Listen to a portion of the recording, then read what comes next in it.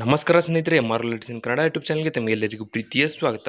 ನೋಡಿ, ಇವತ್ತಿನ ಈ ಒಂದು ವಿಡಿಯೋದಲ್ಲಿ ನಾನು ನಿಮಗೆ ತಿಳಿಸ್ಕೊಡ್ತಾ ಇದ್ದೀನಿ ಅಂತಂದರೆ KEAಯಿಂದ ಮತ್ತೊಂದು ಭರ್ಜರಿ ಅವಕಾಶನ ತಂದುಕೊಟ್ಟಿದ್ದಾರೆ. ಇಲ್ಲಿ ಒಟ್ಟು ಏನಪ್ಪ ಅಂತಂದರೆ 750 ಲ್ಯಾಂಡ್ ಸರ್ವೇಯರ್ ಪೋಸ್ಟ್ಗಳನ್ನು ಕನ್ಫರ್ಮ್ ಮಾಡಲಾಗಿದೆ. ಸೊ ಈಗ ಆಲ್ರೆಡಿ ನಿಮಗೆ ಗೊತ್ತಿರುವಂಥದ್ದು ಏನಪ್ಪ ಅಂತಂದರೆ ಈಗ 750 ಹುದ್ದೆಗಳನ್ನು ಕನ್ಫರ್ಮ್ ಮಾಡಿದ್ದಾರೆ. ಈ 750 ಹುದ್ದೆಗಳಿಗೆ ನೀವು ಅಪ್ಲಿಕೇಶನ್ ಹಾಕಬೇಕಂತಂದರೆ ಶೈಕ್ಷಣಿಕ ಅರ್ಹತೆ ಎಷ್ಟಿರಬೇಕು, ಅಪ್ಲಿಕೇಶನ್ ಹಾಕುವುದು ಹೇಗೆ ಮತ್ತು ಅರ್ಜಿಯನ್ನು ಸಲ್ಲಿಸಲು ಪ್ರಾರಂಭ ದಿನಾಂಕ ಕೊನೆಯ ದಿನಾಂಕ ಯಾವುದು, ಈ ಹುದ್ದೆಗಳಿಗೆ ಆಯ್ಕೆ ಪ್ರಕ್ರಿಯೆ ಯಾವ ರೀತಿ ಇರುತ್ತೆ, ನಿಮಗೆ ಸ್ಯಾಲ್ರಿ ಎಷ್ಟು, ಎಲ್ಲ ಮಾಹಿತಿ ನಿಮಗೆ ಈ ಒಂದು ವಿಡಿಯೋದಲ್ಲಿ ತಿಳಿಸ್ಕೊಡ್ತಾ ಹೋಗ್ತೀನಿ. ಮಿಸ್ ಮಾಡದೆ ವಿಡಿಯೋ ಕೊನೆವರೆಗೂ ನೋಡಿ. ವಿಡಿಯೋ ಇಷ್ಟ ಆದರೆ ಲೈಕ್ ಮಾಡಿ ಮತ್ತು ಇನ್ಯಾರು ಸಬ್ಸ್ಕ್ರೈಬ್ ಮಾಡ್ಕೊಂಡಿಲ್ಲ ದಯವಿಟ್ಟು ಸಬ್ಸ್ಕ್ರೈಬ್ ಮಾಡಿಕೊಂಡು ಪಕ್ಕದಲ್ಲಿರುವಂಥ ಬೆಲ್ಲೈಕನ್ ಕ್ಲಿಕ್ ಮಾಡಿ ಆಲ್ ಅಂತ ಸೆಲೆಕ್ಟ್ ಮಾಡಿ. ಯಾಕಂದರೆ ಮುಂದೆ ನಾವು ಯಾವುದೇ ವಿಡಿಯೋ ಬಿಟ್ಟರೆ ನಿಮಗೆ ಥಟ್ಟಂತ ನೋಟಿಫಿಕೇಶನ್ ಬರುತ್ತೆ. ಸೊ ಈಗ ಇದರ ಒಂದು ಮಾಹಿತಿಯ ಪ್ರಕಾರ ನೋಡ್ತಾ ಹೋದರೆ KEA ವೇಕೆನ್ಸಿ ನೋಟಿಫಿಕೇಷನ್ ಪ್ರಕಾರ ಇಲ್ಲಿ ಆರ್ಗನೈಸೇಷನ್ ಅಂದರೆ ಸಂಸ್ಥೆ ಹೆಸರು ಬಂದುಬಿಟ್ಟು ಕರ್ನಾಟಕ ಎಕ್ಸಾಮಿನೇಷನ್ಸ್ ಅಥಾರಿಟಿ. KEAಯಿಂದ ಟೋಟಲಾಗಿ ಇಲ್ಲಿ 750 ಲ್ಯಾಂಡ್ ಸರ್ವೇಯರ್ ಪೋಸ್ಟ್ಗಳನ್ನು ಕನ್ಫರ್ಮ್ ಮಾಡಿದ್ದಾರೆ. ಜಾಬ್ ಲೊಕೇಶನ್ ನೋಡಿ ಕರ್ನಾಟಕ ರಾಜ್ಯದಲ್ಲಿ ಮಾತ್ರ.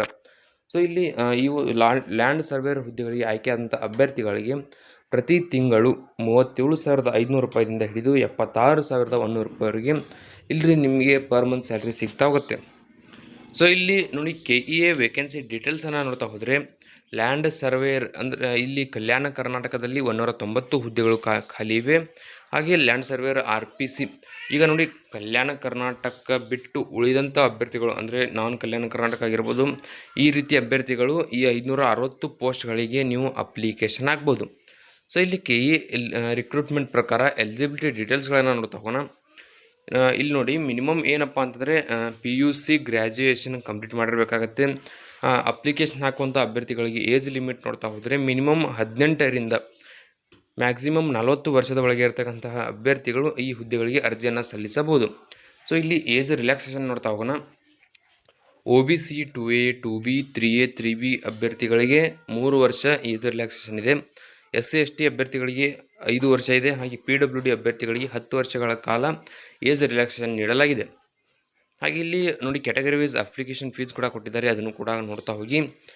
General OBC 2A 2B 3A 3B ಅಭ್ಯರ್ಥಿಗಳಿಗೆ 750 ರೂಪಾಯಿ ಇದೆ.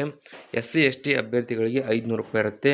ನೋಡಿ ಅಪ್ಲಿಕೇಶನ್ ಫೀಸ್ ಏನಿದೆ ಅದನ್ನು ನೀವು ಆನ್ಲೈನ್ ಮೂಲಕ ಪೇ ಮಾಡಬೇಕಾಗತ್ತೆ.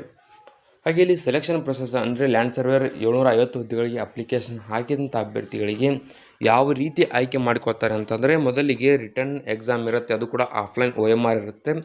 ಇದರಲ್ಲಿ ಪಾಸಾದಂಥ ಅಭ್ಯರ್ಥಿಗಳಿಗೆ ಎಂಡೂರೆನ್ಸ್ ಟೆಸ್ಟ್ ನಡೆಸ್ತಾರೆ. ಎಂಡೂರೆನ್ಸ್ ಟೆಸ್ಟ್ನಲ್ಲಿ ಪಾಸಾದಂಥ ಅಭ್ಯರ್ಥಿಗಳಿಗೆ ಫಿಸಿಕಲ್ ಸ್ಟ್ಯಾಂಡರ್ಡ್ ಟೆಸ್ಟ್ PST ನಡೆಸಿ ಮತ್ತು ಮೆಡಿಕಲ್ ಟೆಸ್ಟನ್ನು ನಡೆಸ್ತಾರೆ. ಮೆಡಿಕಲ್ ಟೆಸ್ಟ್ನಲ್ಲಿ ಪಾಸಾದಂಥ ಅಭ್ಯರ್ಥಿಗಳಿಗೆ ಏನಪ್ಪ ಅಂದರೆ ಈ ಹುದ್ದೆಗೆ ಆಯ್ಕೆ ಮಾಡಿಕೊಳ್ಳಲಾಗುತ್ತೆ. ಸೊ ಇಲ್ಲಿ ನೋಡಿ ಎಕ್ಸಾಮ್ ಏನಿದೆಯಲ್ಲ ಅದರ ಒಂದು ಪ್ಯಾಟರ್ನ್ ನೋಡ್ತಾ ಹೋದರೆ ಇಲ್ಲಿ 100 ಕ್ವಶನ್ಗಳಲ್ಲಿರುತ್ತೆ. 100 ಪ್ರಶ್ನೆಗಳಿಗೆ 100 ಅಂಕಗಳನ್ನು ನೀವು ತೆಗೆಯಬೇಕಾಗತ್ತೆ. ಇಲ್ಲಿ ಏನಂತಂದರೆ ನೋಡಿ 100 ಪ್ರಶ್ನೆಗಳ 100 ಅಂಕಗಳಿಗೆ ಈ ಹುದ್ದೆಗಳಿಗೆ ಎಕ್ಸಾಮ್ ನಡೆಸಲಾಗುತ್ತೆ. ಸೊ ಇಲ್ಲಿ ನೀವು 100 ಅಂಕಗಳ ಏನು ಎಕ್ಸಾಮ್ ಬರಿತೀರಾ ಅದಕ್ಕೆ 2 ಗಂಟೆಗಳ ಕಾಲಾವಕಾಶ ಕೊಟ್ಟಿರ್ತಾರೆ.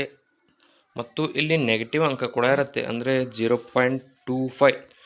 ಅಂದರೆ ಈಗ ನೋಡಿ 4 ಪ್ರತಿ ತಪ್ಪು ಉತ್ತರಕ್ಕೆ ನಿಮಗೆ 1 ಅಂಕ ಕಟ್ ಮಾಡಲಾಗುತ್ತೆ. ಸೊ ಇಲ್ಲಿ ಅಪ್ಲಿಕೇಶನ್ ಹಾಕುವ ಲಿಂಕ್ ಬೇಕಂದರೆ ಈ ಒಂದು ವಿಡಿಯೋ ಕೆಳಗಡೆ ಡಿಸ್ಕ್ರಿಪ್ಷನಲ್ಲಿ ಇರುತ್ತೆ, ಇದರ ಮೇಲೆ ಕ್ಲಿಕ್ ಮಾಡಿ ನೀವು ಡೈರೆಕ್ಟಾಗಿ ಅರ್ಜಿಯನ್ನು ಸಲ್ಲಿಸಬಹುದು. ಅಪ್ಲಿಕೇಶನ್ ಹಾಕಲು ಪ್ರಾರಂಭ ದಿನಾಂಕ 11/7/2026ರಿಂದ ಅಪ್ಲಿಕೇಶನ್ ಹಾಕಲು ಕೊನೆಯ ದಿನಾಂಕ 7 ಆಗಸ್ಟ್ 2026ರವರೆಗೆ ಇರುತ್ತೆ. ಇದರ ಒಳಗಾಗಿ ನೀವು ಈ ಹುದ್ದೆಗಳಿಗೆ ಅರ್ಜಿಯನ್ನು ಸಲ್ಲಿಸಬಹುದು.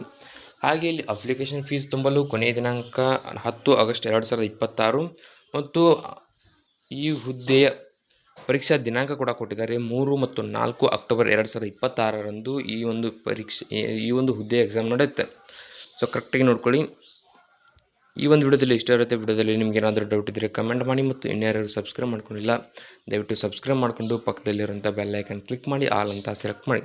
ಯಾಕಂದರೆ ಮುಂದೆ ನಾವು ಯಾವುದೇ ವಿಡಿಯೋ ಬಿಟ್ಟರೆ ನಿಮಗೆ ಥಟ್ಟಂತ ನೋಟಿಫಿಕೇಶನ್ ಬರುತ್ತೆ.